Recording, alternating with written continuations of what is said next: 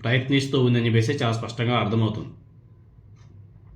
స్వయంగా ముఖ్యమంత్రి చంద్రబాబు నాయుడు గారు, అదేవిధంగా ఉపమా పవన్ కళ్యాణ్ గారు తిరుమల లడ్డూలో జంతువుల కొవ్వు కలిసిందని చెప్పేసి గతంలో ఆరోపణలు చేశారు. ఆ మాట మీద నిలబడ్డారా అంటే లేదు. తర్వాత రసాయనాలు కలిసాయని చెప్పేసి మాట్లాడారు. అవేదో పాత కంపెనీ యొక్క ఆ డబ్బాలు ఉంటాయి కదా, స్టోరేజ్ డబ్బాలు, ఆ డబ్బాలు తీసుకొచ్చారు. ఏదో లంసా గిమ్సా అని చెప్పేసి అదేదో పెట్టేశారు. ఇది కెమికల్ ఫ్యాక్టరీలో కెమికల్స్ మిక్సింగ్ చేసేసారు నెయ్యిలో అని చెప్పేసి మాట్లాడారు. తర్వాత దాంతోనా సరే ఆగారా అంటే లేదు, రసాయనాలు కూడా లేవు, పామాయిల్ కలిపారని చెప్పేసి ఇప్పుడు మళ్ళీ కొత్త రాగం వెతుకున్నారు. ఒక్కదాని మీద స్టాండర్డ్ ఉండాలి. జంతువుల కొవ్వు కలిసిందా, కెమికల్స్ కలిసాయా, పామాయిల్ కలిసిందా, ఏం కలిసింది? జంతువుల కొవ్వు లేదని చెప్పేసి సిబిఎస్ఈ రిపోర్ట్లో తెలిసింది. మళ్ళీ వీళ్ళే రసాయనాలు అన్నారు. ఇప్పుడు రసాయనాలు కాస్త నిన్న మీటింగ్ పెట్టారు, ప్రెస్ మీటింగ్ పెట్టే 3 పార్టీలు పెట్టి పామాయిల్ కలిసాయని చెప్పేసి మాట్లాడుతున్నారు. ఎందుకు ఇంత కన్ఫ్యూజన్ పవన్ కళ్యాణ్ గారికి, అదేవిధంగా కూటమి ప్రభుత్వానికి మనకైతే అర్థం కావడం. ఎందుకు దీన్ని ఇంకా ఇంత లాగుతున్నారో అర్థం కావడం. ప్రత్యేకించి జంతు కొవ్వు, పంది కొవ్వు అంటూ పవన్ కళ్యాణ్ గారు మాట్లాడారు. సిబిఐ విచారణతో వ్యవహారం మొత్తం కూడా అడ్డం తిరిగిపోయింది. ఇప్పుడు మరో కమిటీ అని చెప్పేసి ఏదేదో మాట్లాడుతూ ఉన్నారు. ఎందుకు ఇలా చేస్తున్నారు? ఎందుకు డబ్బులు వేస్ట్ చేస్తున్నారు? ఎందుకు టైంపాస్ చేస్తున్నారు? ఈ పెట్టే టైం ఏదో ప్రజా సమస్యల మీద, రాష్ట్ర అభివృద్ధి కోసం పెడితే రాష్ట్రాన్ని ఎక్కడికో తీసుకెళ్ళిపోవచ్చు కదా. ఈ కమిటీ వ్యవహారం ఆల్రెడీ అబాస్పాలవుతుంది. ఎందుకంటే వీళ్ళు నియమించే కమిటీ, కూటమి ప్రభుత్వం నియమించే కమిటీ, వాళ్ళు ఎలా పనిచేస్తారు? వీళ్ళు చెప్పినట్టుగా వాళ్ళు నివేదిక సృష్టించి వీళ్ళకి నచ్చినట్టు తామే చెప్పినట్లుగా నివేదిక వచ్చే వరకు తిరుమల లడ్డూను కూడా వదలమని, అది తమ అధికార మహాత్యం అని వేసి చంద్రబాబు నాయుడు గారు, పవన్ కళ్యాణ్ ఇద్దరు కూడా వాళ్ళ నాయకత్వంలోని కూటమి ప్రభుత్వం చాలా స్పష్టం చేసినట్టుగా అర్థమవుతుంది. ప్రజలందరూ కూడా క్లారిటీగా ఉండరు. ఆ సంగతులు అలా ఉంటే మన పవన్ కళ్యాణ్ గారు తిరుమల లడ్డూకి వినియోగిస్తున్నటువంటి నెయ్యి విషయంలో పవన్ కళ్యాణ్ గారి స్పందన మరింత ఆశ్చర్యకరంగా అనిపించింది. అది కూడా ధర విషయం, రేటు విషయం. తిరుమల లడ్డూకు వాడుతున్న నెయ్యి ధర చాలా తక్కువగా ఉంది. ఆ ధరకు కనీసం నువ్వుల నూనె కూడా రావడం లేదు. అలాంటిది నెయ్యి ఎలా వస్తుంది అని చెప్పేసి పవన్ కళ్యాణ్ గారు దీర్ఘాలు తీస్తూ మాట్లాడడం జరిగింది. అయ్యా జగన్మోహన్ రెడ్డి గారు 390 రూపాయలకి నెయ్యి కొంటే గతంలో 2018లో మీ చంద్రబాబు నాయుడు గారు 260 రూపాయలకు 290 రూపాయలకే కొన్నాడు. మరి చంద్రబాబు నాయుడు గారి హయాంలో 290 రూపాయలకే కొన్నప్పుడు ఇంకా తక్కువ రేటు కదా. మరి ఆనాడు మీరు ప్రశ్నించారా? మీరు మాట్లాడారా? లేదు. మరి జగన్మోహన్ రెడ్డి గారు అయినా సరే 368 రూపాయలకు 370 రూపాయలకు కొన్నాడు. మరి చంద్రబాబు నాయుడు గారు 290 రూపాయలు కొన్నప్పుడు మీరంతా ఏం చేశారయ్యా? అంటే 340కి 290 ఎక్కువ అనిపిస్తుందా మీకు?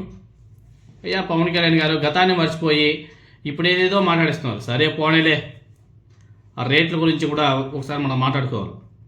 కనీస అవగాహన లేని మాటలు మీరంతా కూడా మాట్లాడేది.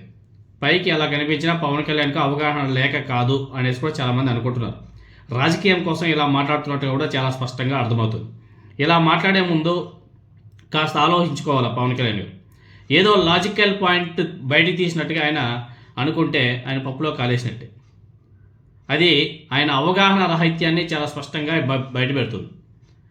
1 కేజీ నెయ్యిని పాతకాలంలో, పురాతన కాలంలో సాంప్రదాయ పద్ధతిలో తీయాలంటే చాలా ఖర్చు అవుతుంది, దాని నో డౌట్.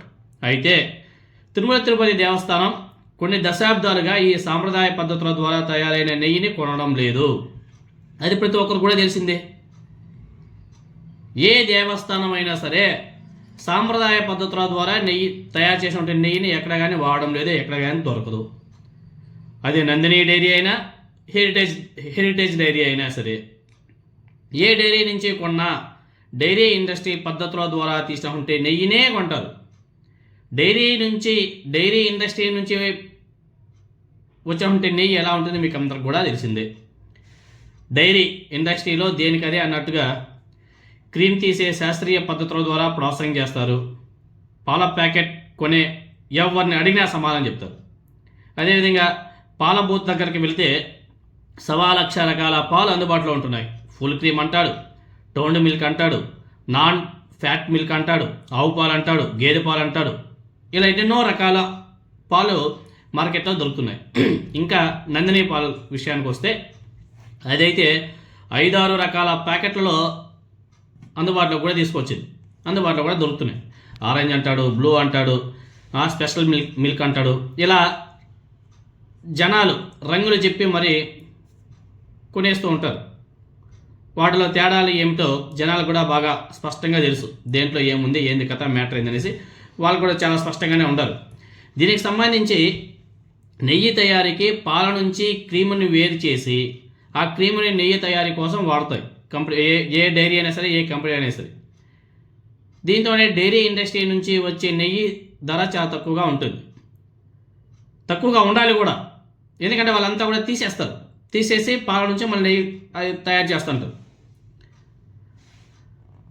ఎందుకంటే ఒక ఇంట్లో న్యాచురల్గా నెయ్యి కావాలంటే పాలను పెరుగుగా మార్చి చిలికి వెన్న తీసి తర్వాత నెయ్యి తయారవుతుంది. అప్పుడు 1 లీటర్ నెయ్యి కోసం ఎన్నో లీటర్ల పాలు అవసరం అవుతాయి. అయితే డైరీ ఇండస్ట్రీలో క్రీమ్ తీసామంటే పాలను కూడా మార్కెటింగ్కు ఆస్కారం ఉంది అక్కడ, కాబట్టి అక్కడ నెయ్యి ధర తగ్గిపోతుంది. ఇదంతా కూడా చిన్నపిల్లలకు అందరికీ కూడా తెలిసినటువంటి విషయమే. ఈవెన్ పల్లెటూళ్ళలో పాలు అమ్మే రైతులకు కూడా తెలుసు ఈ ప్రాసెస్ అంతా కూడా. అయినా కానీ లడ్డు వ్యవహారాన్ని సంచలనంగా మార్చడం కోసం, తమ రాజకీయ అవసరాల కోసం ప్రతిదాన్ని ట్విస్ట్ చేసి ఆశ్చర్యాలు వ్యక్తం చేసి మాట్లాడడం ఈ కూటమి ప్రభుత్వం యొక్క చేస్తున్నటువంటి పెద్ద తప్పులు. అది తిరుమల లడ్డు సార్, మరి ఇంత రాజకీయ వస్తువుగా మార్చాల్సిన అవసరం లేదు. పైన దేవుడు ఉన్నాడు, ప్రతి ఒక్కరు కూడా చూస్తున్నాడు, మీరు మాట్లాడే ప్రతి మాటను కూడా గమనిస్తున్నారు, ప్రజలందరూ కూడా గమనిస్తున్నారు. కాబట్టి ఇప్పటికైనా సరే మారండి. లేదు అంటే మాత్రం పైన భగవంతుడు మాత్రం మీకు గట్టిగా ముటికాలు వేసే టైం మాత్రం దగ్గరలోనే వచ్చింది.